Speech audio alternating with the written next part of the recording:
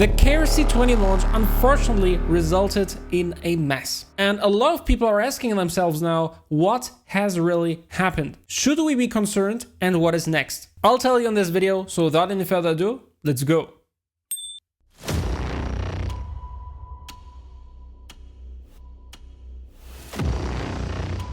Welcome back to another episode of Philprints, your one and only stop for crypto, finance and trading. Now, what's the fuss all about? Yesterday, we've had KRC20 launching, which was communicated days before by Kaspa. And also here on my channel, I've made a video where I told you everything you needed to know about this upcoming launch. Now, yesterday on June 30th, 10 a.m. Eastern Standard Time, approximately, we've had the launch. And shortly after that, many of the bigger KRC20 tokens had their token launch as well through the Kaspa wallet. So this wallet is the only one that supports the KRC20 token protocol in this current beta phase. And therefore it was the only access possible to mint these tokens. But unfortunately, shortly after this was possible, we've had many people on social media post about failing transactions, lost Kaspa, and so on and so forth. And of course, everyone wanted to know, where is the issue? Is it the Kaspa network? Is it Kaspa? Is it Kaspa? Or the tokens themselves? Now, if you recall, we have basically a layered system here. We have Kaspa as the main network below. Then on top of that, Kaspa builds these token protocols that allow additional ecosystem tokens to build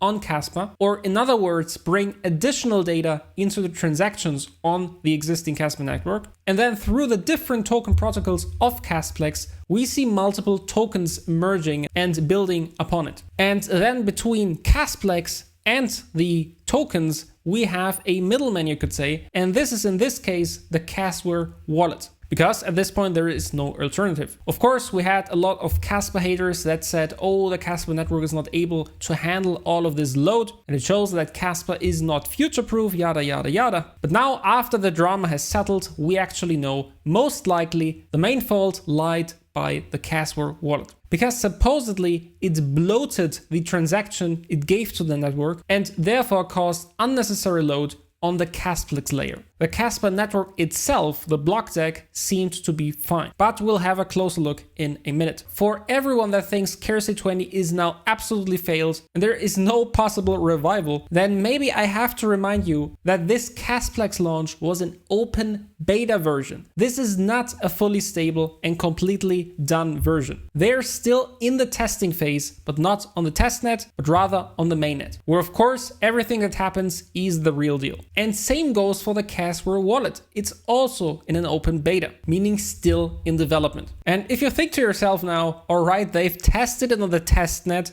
but now on the mainnet, it should work. They have the experience from the testnet already. Yes and no. That's not how it always works out in software development. And I know it personally. I'm a software developer, and maybe I can give you a little bit of insight here. Testing something on the testnet is fine and helps to fix most of the issues. But deploying something on a running mainnet that you haven't deployed anything before, especially if it's a completely new data layer that adds a lot of functionality, then this is comparable to an open heart surgery, which means there are a lot of unexpected things that could happen. And this is exactly what we've seen. Nothing more and nothing less. At least this is my personal opinion, because I'm not affiliated with any of the mentioned parties. Now, let's have a quick look at what people said about all of this mess. And what's most interesting, we've had opinions shared by two of the core developers and researchers of the Kaspa Foundations, Michael Sutton and Shai Wyborski. And for example, here we've had Michael Sutton say,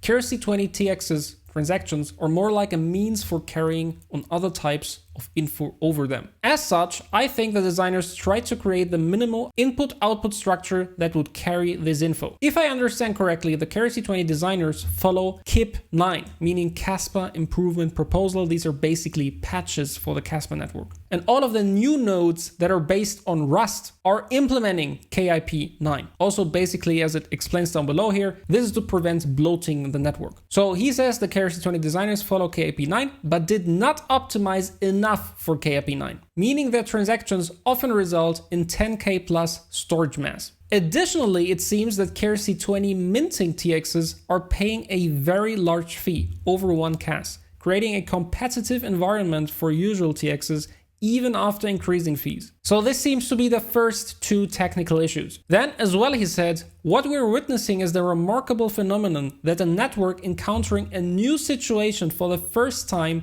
might face some engineering challenges related to that situation. And this is what I meant before. It's basically an open heart surgery. It's not an easy thing to do, even for skilled software developers. And then he goes on, in this case, if a network becomes congested for the first time, meaning it's entering a fee market, many ecosystem tools, exchanges and wallets might be caught off guard without proper fee management tooling. On the other hand, despite this new situation, the core consensus engine and the nodes are working flawlessly. So these are external challenges that can be easily sorted out in a short time frame. And then as well we had Shai Wyborski tweet a post by Ori Newman, who's also part of the Kaspa core team. The launch of the Kasplex open beta caused a spike in legitimate network usage, resulting in a natural load, an increase in confirmation times for all users. The network itself, peer-to-peer, and especially consensus and mining, has been and is functioning securely as usual and continues to secure transactions and funds. Some community build explorers couldn't handle the full throughput supported by the network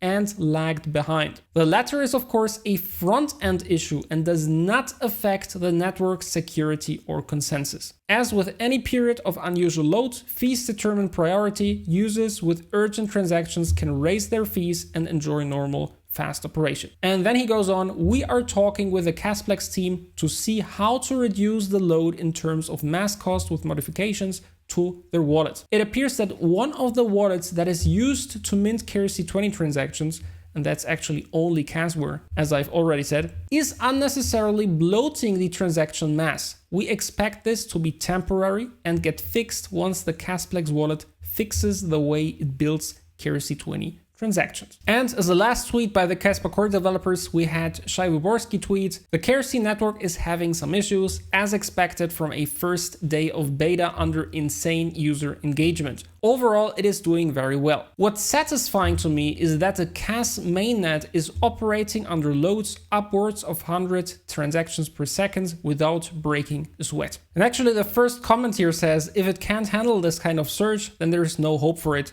And Shai Wyborski answered, well, not a single node was reportedly crashed or even unusually strained, so I'd say the network handled it perfectly. So I think this should alleviate a lot of the FUD that is going around now after this mess. And if you ask yourself what is next, then we should have a look at this latest post here by Kasplex themselves. And here they say the launch of the Kasplex open beta has been met with incredible enthusiasm, far exceeding our expectations. We're thrilled to see the Kaspa community so engaged. While the Kaspa mainnet has remained stable and robust, as I've already shown you, we've identified some issues with RPC wallets, centralized exchange integration, and other services, such as load balancing and failure to construct transactions according to KIP9. And now to solve everything, they allow enough time for third parties to upgrade, return peace to the mainnet and ensure a smooth experience for everyone. And therefore they have decided to temporarily pause the open beta. And very important, as many people faced issues with Kaspa being deducted from their wallets and not receiving the KRC20 tokens, Kasplex as well says here, don't worry about your data, it will not be lost since it's all on-chain. During the entire beta period, all data will be retained for the official launch. Now, one thing that is very, very important, because I've seen it multiple times yesterday, there's a lot of scammers that wanted to capitalize on this mess. And there's two scam strategies that I've seen. The first one, and I've had multiple of these below my own tweets regarding Kasplex, KRC20, and so on, is these tweets here. Contact them at some email address for urgent help. It's really frustrating having such issue. Directly message their support team at this email here. They give quick rectification. Don't ever trust these. These emails are 100% fake. They will drain all of your money and funds if you contact them and follow their instructions. So be really careful who you trust. And the second issue I've noticed, and these scammers were actually on the official Kasplex Telegram chat, they told people to change the RPC of their Kasware wallet. So this is basically some kind of IP address that leads to a server that in the end manages your transactions. And the issue is, if you change this RPC to the scammer server, then they are able to drain your funds. And unfortunately, there were people falling for this. So be very, very careful. If you want to have the latest updates and not fall for scams, I advise you to follow me here on Twitter as well. My username is philprince_11 and join 613 members in my free Telegram community. The link is down below. There you will be able to discuss with like-minded individuals without bullshit, without FUD, and without scammers. In my last video, I've told you that we approached these all-time high cluster multiple times and got rejected multiple times. And I also told you we are potentially looking at a cup and handle pattern here, which has the chance to break out if we manage to hold the neckline. Now, what's very nice is that this neckline also coincides with signal levels printed by my indicator, the Philprince reversal bands, which tend to be very, very strong. For example, here, you can see this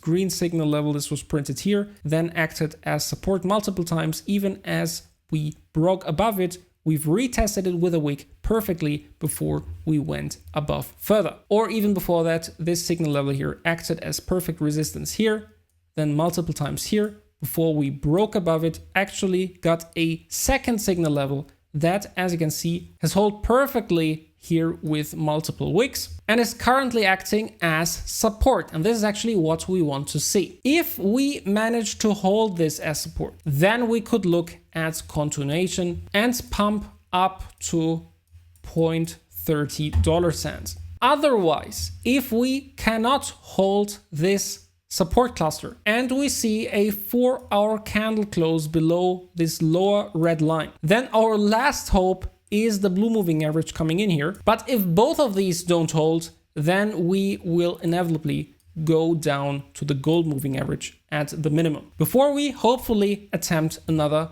breakout. Another, you could say, bearish signal is that we have kind of a perfect lead up phase, blow off top, and then go down. Similar to here, lead up, blow off top, down, rejection, and dump. Or here, for example, as well, lead up, blow off top, rejection, dump. And there's more examples, of course. From a news perspective, this is actually nothing out of the ordinary. In expectation of the KRC20 launch, we've got this rally and then a sell the news event. Maybe if this would have been a success, we might have pumped further. But of course, with this mess, we can't go up from here immediately. If you're not subscribed to this channel yet, please ask yourself why and do it now. You really don't want to miss any of the next videos. As always, this was not financial advice. Always do your own research. This was Philprince for you. Until next time, crush the markets. Goodbye.